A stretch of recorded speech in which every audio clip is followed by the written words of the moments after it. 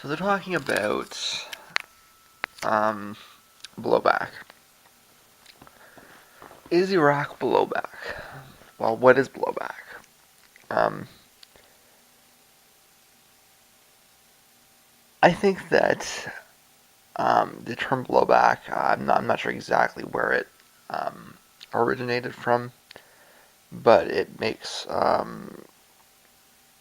perfect sense when applied to the situation as it existed in Afghanistan. As we know, the purpose of the Mujahideen fighters and the network that was built up under the Carter and Reagan years was to fight against the Soviet Union. Um, that was the stated objective based on every source I've ever seen. I don't think that's doubted by much of anybody.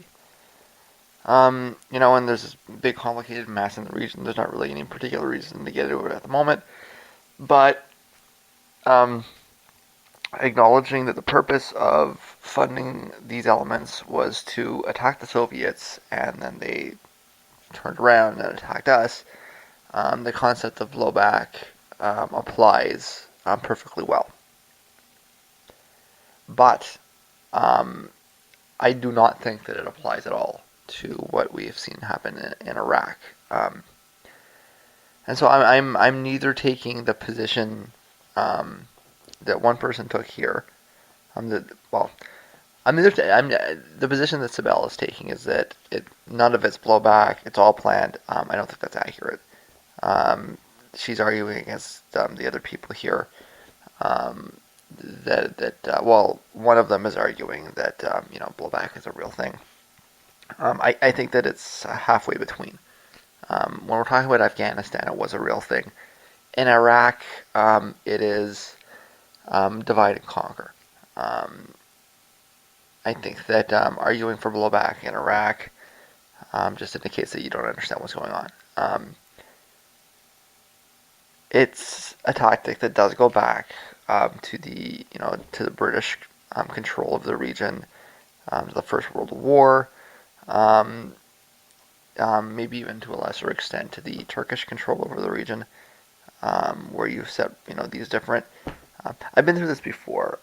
The American strategy in the region is built directly on top of the British strategy in the region, which was the British strategy in many regions, which is that you set the different elements off against each other, and then you try and take advantage of it, right? So it's not an accident what we're seeing in Iraq. This was um, um, we can have a debate about the level of how much it was planned.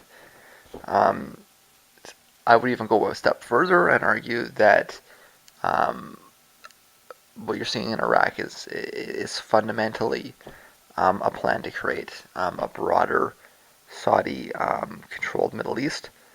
And there's different conflicts, with the Iranians and the Turks and the whole thing, right? So we can have all of these debates about the technicalities, and it's very complex, and probably nobody that you talk to is going to be completely 100% right on this because of the complexity. Everybody's going to get something wrong, um, but the basic idea, um, what you're seeing in the Middle East is not an accident. It's a divide and conquer strategy. It's intended to create conflict and war and division and chaos. And it's just not, it doesn't fit the definition of blowback at all. Isabella's right, but she's wrong about Afghanistan. What happened there was not intended.